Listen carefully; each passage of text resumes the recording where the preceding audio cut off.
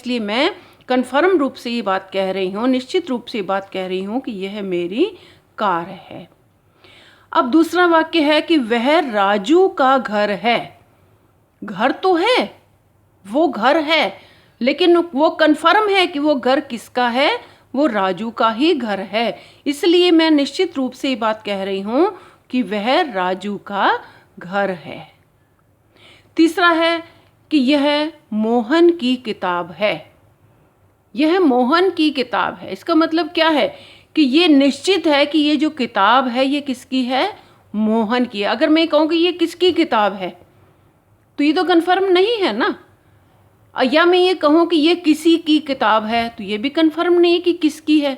लेकिन जब मैंने ये बात कह दी कि यह मोहन की किताब है, अब ये जो किताब है ये निश्चित है कि ये किसकी है, ये मोहन की है। दूसरा है घर, निश्चित है ये बात कि ये घर किसका है, राजू का है।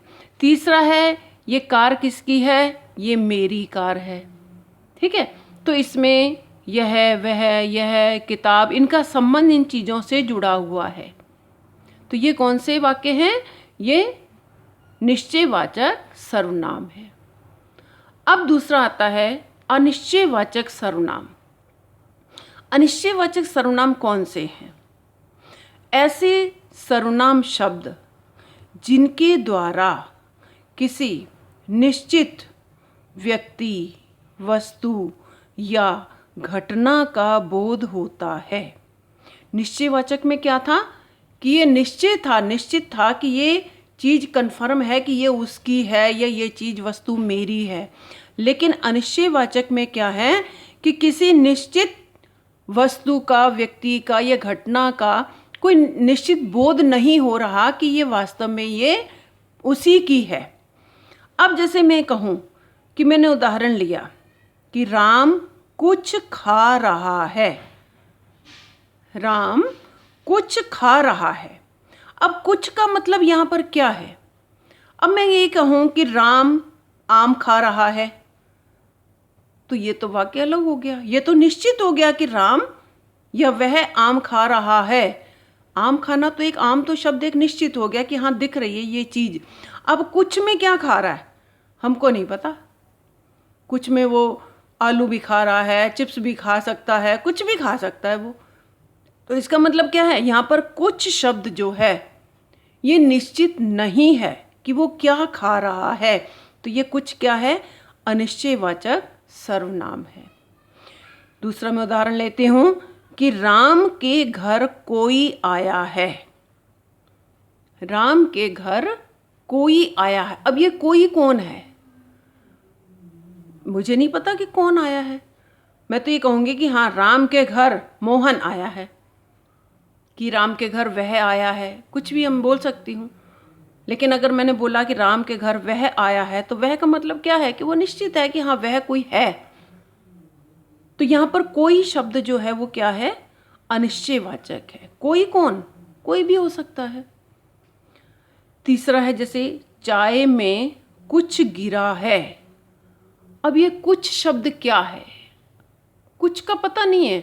कुछ भी हो सकता है, मक्खी भी हो सकती है, मच्छर भी हो सकता है, बिस्कुट भी हो सकता है, कुछ भी उसमें गिर सकता है। तो यहाँ पर ये शब्द जो हैं ये क्या कहलाते हैं, ये अनिश्चयवाचक सर्वनाम कहलाते हैं। अब इसके बाद मैं बात करती हूँ, चौथा आता है संबंधवाचक सर्वनाम। संबंधवाचक सर्वनाम की परिभाषा जो है वो क्या है, जिन सर्वनाम शब्दों से किसी वस्तु या घटना आदि का किसी अन्य वस्तु, व्यक्ति या घटना आदि से संबंध प्रकट होता है वो संबंधवाचक सर्वनाम कहलाते हैं। यानी कि संबंधवाचक जो सर्वनाम है उन शब्दों से व्यक्ति, वस्तु या घटना का किसी दूसरी वस्तु से या व्यक्ति से या घटना से वो संबंध प्रकट होता है। जैसे यह किताब जिसकी थी उसे मिल गई। जिसकी थी उसे, अब जिसकी और उसे एक दो वाक्य हैं। ये किताब जिसकी थी दूसरा वाक्य है उसे मिल गई। अब यहाँ पर कॉमा है, दो वाक्यों को मिलाकर ये संबंध बन रहा है। देखो, जिसकी थी वाक्य अधूरा है, दूसरा वाक्य है उसे मिल गई। तो यहाँ पर जो संबंधवाचक सर्वनाम होते हैं वो दो शब्दों, दो वाक्य होते हैं, दो वाक्यों को का एक दूसरे से संबंध होता है। जैसे जिसका, उसका, जो, सो, जैसा, वैसा, है ना। ये दूसरा वाक्य, जैसे तुम जो वस्तु खरीदना चाहते थे वह तुम्हें मिल गई। अब यहाँ पर देखो, जो वस्तु खरीदना चाहते थे वह तुम्हें मिल गई। जो वस्तु खरीदना चाहते थे, अब वाक्य अधूरा है। अब इसके बाद वह तुम्हें मिल गई। अब वह शब्द ने, ये संबंध है, इन दो वाक्यों को जोड़ने वाला जो शब्द होता है बीच में, ये वाले, ये संबंध वाले वाचक सर्वनाम कहलाते हैं। तीसरा है जो परिश्रम करेगा, क्या होगा? वह पास होगा। अब यहाँ पर जो, वह, या जो करेगा सो भरेगा, या जैसा करोगे वैसा भरोगे। तो जैसा, वैसा, जो, सो, इस तरीके के जो शब्द होते हैं ये संबंधवाचक सर्वनाम कहलाते हैं। अगला है प्रश्नवाचक सर्वनाम। इनकी क्या परिभाषा है कि जिन सर्वनाम शब्दों से किसी व्यक्ति या वस्तु के विषय में प्रश्न पूछे जाते हैं वो प्रश्नवाचक सर्वनाम कहलाते हैं। यानी इसमें क्या है, क्वेश्चन पूछा जाता है, प्रश्न पूछा जाता है, तभी वो प्रश्नवाचक सर्वनाम बनता है। अब जैसे मैं कहूँ कि यह किताब किसकी है, पीछे मैंने क्या लगा दिया, क्वेश्चन मार्क लगा दिया। किसकी है, प्रश्न बन गया इससे कि यह किताब किसकी है। दूसरा है दरवाजे पर कौन खड़ा है, किसका, कौन, कब, कहाँ आदि इस तरीके के जो शब्द होते हैं वो किस में आते हैं, वो प्रश्नवाचक सर्वनाम कहलाते हैं।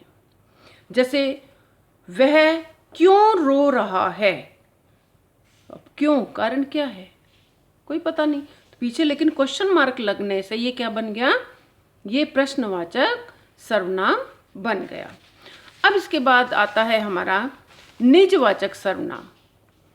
निजवाचक सर्वनाम क्या है कि ऐसे सर्वनाम शब्द जो कर्ता के साथ अपनापन बताने के लिए प्रयोग में लाए जाते हैं निजवाचक सर्वनाम कहलाते हैं।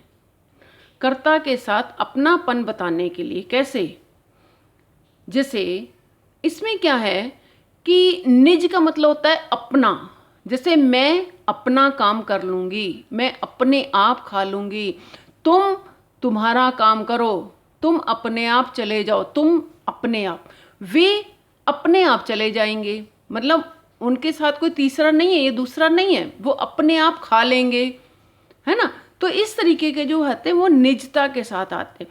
मैं, वह, तुम, हम अपने आप चले जाएंगे, यानी हम अपने आप, हम के साथ क्या है, अपनापन, अपना जुड़ गया कि मैं अपनापन बता रही हूँ इसमें कि मैं अपना काम स्वयं कर लूँगी।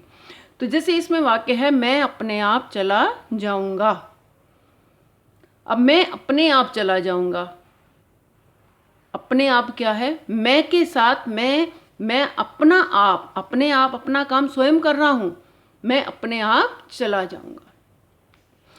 तुम स्वयं पढ़ लो, मतलब तुम्हें कोई नहीं पढ़ाएगा, तुम्हें अपना काम स्वयं करना होगा, तुम स्वयं पढ़ लो, यानी तुम्हारे साथ जुड़ा हुआ है।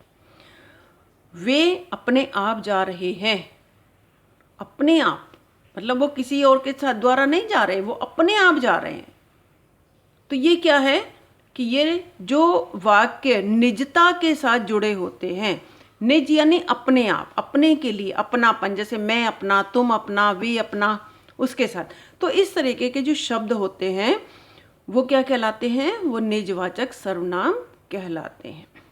अब ये तो हो गए तुम्हारे 6 सर्वनाम शब्द हो गए, परिभाषा बता दी, उदाहरण बता दिए। अब आपको मैं यहाँ पर कुछ वाक्य हैं, अब आपको इसके अलावा जितने भी सर्वनाम हैं इनके अलावा हर सर्वनाम से आपको 2-2, 3-3 वाक्य अलग से लिखने हैं। ठीक है, अब ये कुछ मैंने वाक्य दिए हुए हैं, इनको आप कॉपी में उतारो और कॉपी में उतारोगे फिर मैं अगले टर्न में तुमसे ये बात बताऊंगी तुमको कि ये कौन से सर्वनाम हैं और तुम्हें पता चल जाएगा कि क्या हमने सही लिखे हैं या गलत लिखे हैं।